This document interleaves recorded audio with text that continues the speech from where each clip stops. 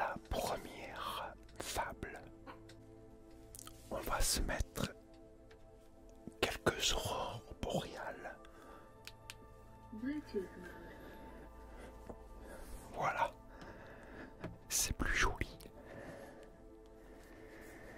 Allez, c'est parti. On commence. La chatte et Aphrodite. La légende raconte qu'une chatte tomba amoureuse d'un beau jeune homme. Il était ce qu'on peut appeler un garçon branché. Il aimait la musique, le sport et les motos. Mais la petite chatte trouvait qu'il n'y avait pas de garçon plus merveilleux au monde. Et du haut du toit, elle le contemplait avec des yeux tendres et des soupirs énamourés. Aphrodite, qui, comme tout le monde sait, est la déesse de l'amour, entendit parler de la chatte amoureuse. Elle descendit sur terre pour faire sa connaissance. Si tu es véritablement une déesse, dit la chatte amoureuse à Aphrodite, transforme-moi donc en jeune fille pour que je puisse me marier avec lui.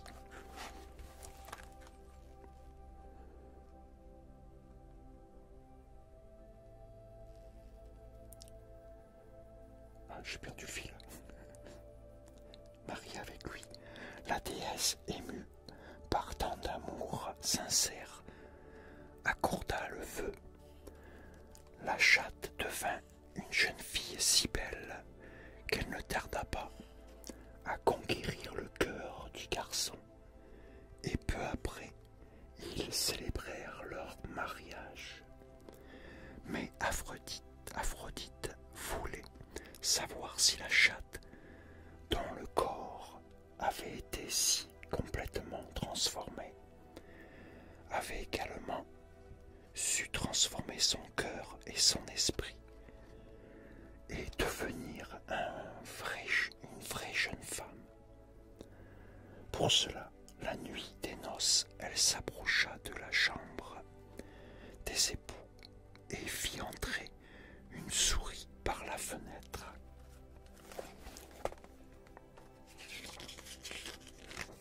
Je tourne la page.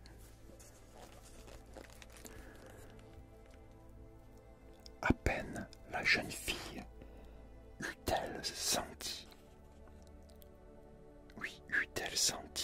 le petit rongeur, toute sa nature féline se réveilla, et d'un bond, elle se précipita sur le pauvre animal, toute griffe dehors, les dents prêtes à mordre. Le jeune époux fut pris de panique. Mais avec qui me suis-je marié, pensa-t-il avec effroi. Pour sa part, Aphrodite comprit que malgré son apparence humaine, la chatte était restée l'animal qu'elle avait toujours été. Alors la déesse la rendit définitivement à son corps de félin. Il en va de même pour les individus dénués d'humanité. Ils ont beau feindre la bonté, leur méchanceté trouvera toujours à s'exprimer. Pas mal.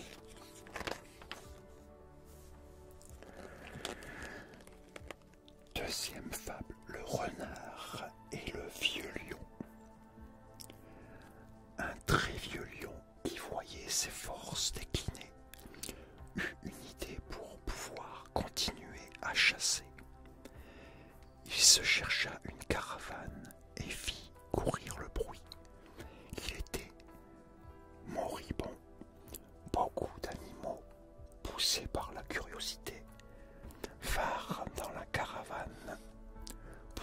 observer comment agonisait le roi de la forêt. Le lion, feignant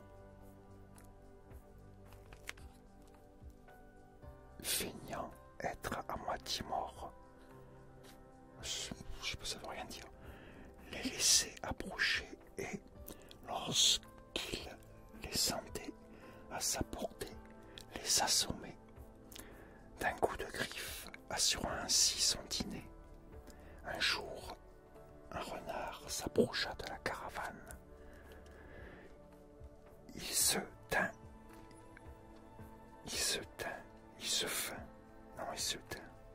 près de l'entrée, mais n'osa pas s'aventurer à l'intérieur. Le lion dit alors: « Tu peux entrer, n'aie pas peur. Je me meurs. » « Non, merci, dit le renard. »« Mais pourquoi ?» demanda le lion.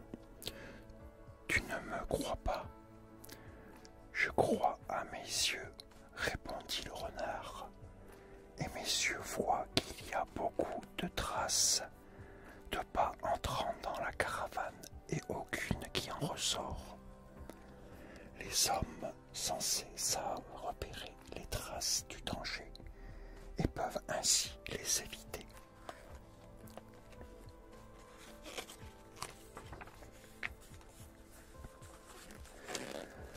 Fable 3, la pirouette. Un mulet qui traversait un village portait sur son dos, attaché, un petit chat. Un méchant garnement eut l'idée de tirer la queue du chat, et celui-ci, surpris par la douleur, enfonça ses griffes sur le dos du mulet. Le mulet, surpris à son tour, lança une ruade. Désespérément, et qui croyez-vous qui fut blessé? Vous avez bien deviné, ce fut le méchant garnement. Bien souvent, les mauvaises actions se retournent contre leur auteur.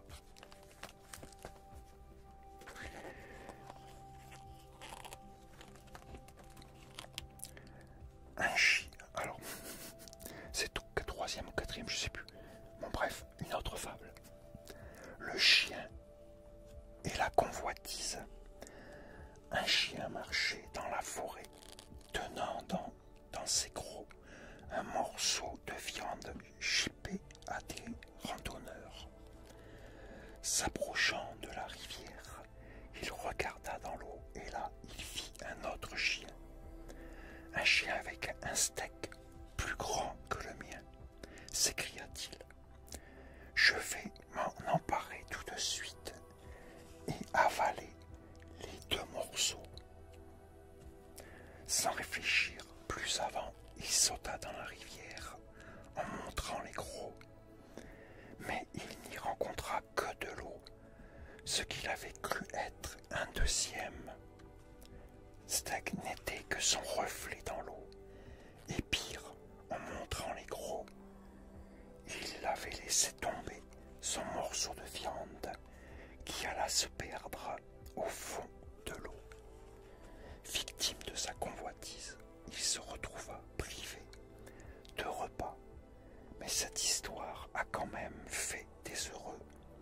Les poissons ont eu droit à un vrai festin.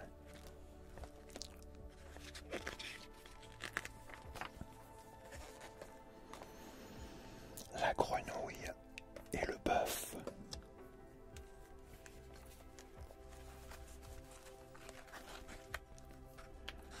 Il était une fois une petite grenouille très orgueilleuse dont le seul but dans la vie était de devenir la plus grande de toute son espèce. Et en plus, elle se croyait la plus intelligente et la plus belle de toutes ses consoeurs. Un jour, un bœuf s'approcha de la mare, voulant s'y désaltérer. En le voyant, les grenouilles s'exclamèrent: « Quel animal! Il est énorme,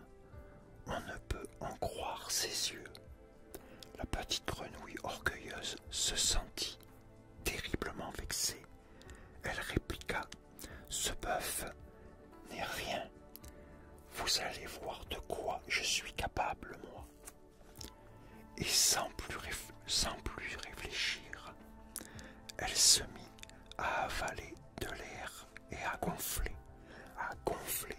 si bien qu'elle doubla de volume. Alors demanda-t-elle: suis-je devenue aussi grosse que cette bête-là? Les autres grenouilles lui répondirent que non, pas encore. Alors elle continua à avaler de l'air et à enfler, et soudain, boum, elle éclata. Sa disparition ramena la tranquillité chez les grenouilles. Cette petite prétentieuse avait cessé de les embêter.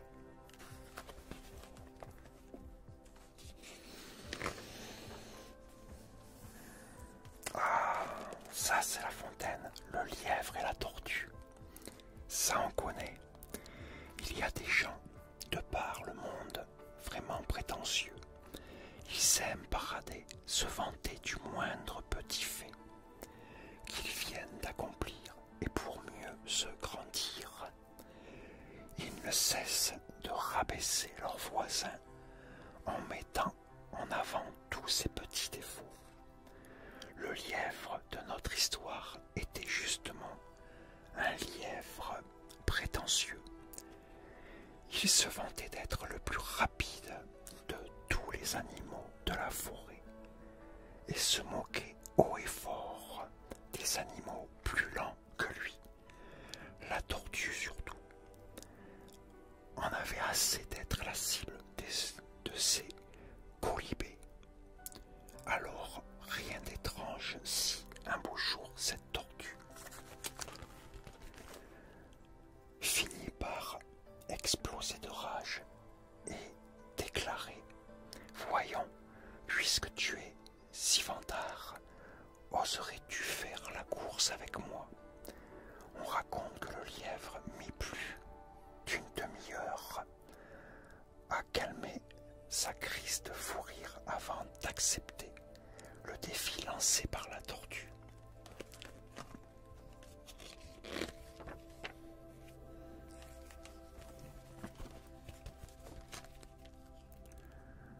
Le parcours fut fixé d'un commun accord, ainsi que le lieu exact de l'arrivée. Le lendemain, le lièvre et la tortue se rendirent au départ de la course pour accompagner de leurs témoins. Et le duel commença. La tortue se mit en route à petits pas lents et mesurés comme d'habitude. Quant au lièvre, en 10 bonds, il avait perdu de vue sa rivale.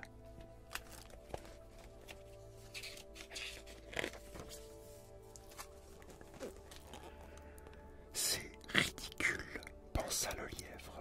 Il n'y a aucun mérite à gagner de cette façon, car tout le monde sait que je suis 1000 fois plus rapide que cette pauvre tortue traînarde. Mais je peux en profiter pour bien m'amuser à ses dépens. Je vais vaquer à mes affaires pendant qu'elle avance péniblement, et quand elle sera près du but, comme si de rien n'était, je ferai un petit bond et gagnerai la course. Et ainsi fit-il, tandis que la tortue mettait lentement une patte devant l'autre. Le lièvre alla jouer avec les papillons, puis se mit à croquer des carottes, et enfin s'étendit sous un arbre pour digérer. Mais il avait trop mangé et il s'endormit profondément. Au réveil, il s'élança à toute vitesse, essayant de rattraper le temps perdu. Mais c'était trop tard. La tortue traversa la ligne d'arrivée quelques secondes avant lui.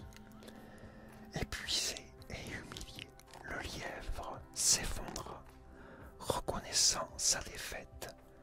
Moralité, bien souvent le travail et l'effort sont plus efficaces que les dons naturels. C'était pas mal. Bon. Quoi si? Oh, une petite dernière. J'allais dire bon, terminé pour aujourd'hui. Mais non, on en fait une dernière. Allez, le cheval et le loup. Le cheval mangeait de l'herbe dans un pré. Il n'avait pas l'air très en forme. Peut-être était-il malade. C'est d'ailleurs ce que pensa un loup qui passait par là et qui, le voyant, se dit: si je vais de ce pas avertir ma meute, à nous tous nous pourrons en finir avec ce cheval et avoir de la bonne viande pour le dîner. Quoique, s'il est malade, je pourrais y arriver tout seul et je n'aurais pas à partager toute cette viande. Eh bien, je me ferai passer pour un médecin afin de savoir s'il est vraiment malade. Si c'est le cas, je l'attaquerai.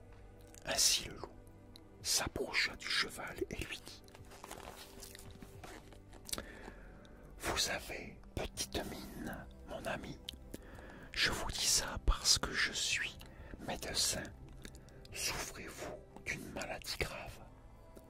C'est juste ce sabot qui me fait horriblement mal, lui répondit le cheval en levant une patte arrière. En fait, le cheval n'avait mal nulle part, mais il avait tout de suite deviné les intentions du loup et décidé de lui administrer une bonne leçon.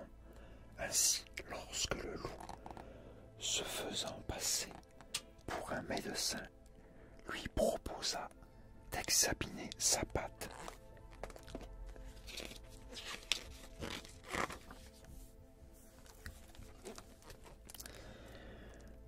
il en profita pour lui lancer une ruade tellement violente que le loup alla voler très loin de là.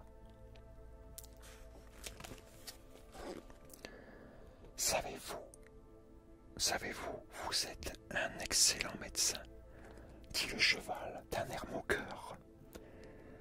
D'un seul regard sur mon sabot, vous m'avez guéri. Le loup repartit la queue basse. Qu'avait-il à se faire passer pour un médecin, lui qui jamais n'avait exercé autre chose que la boucherie? Ouais.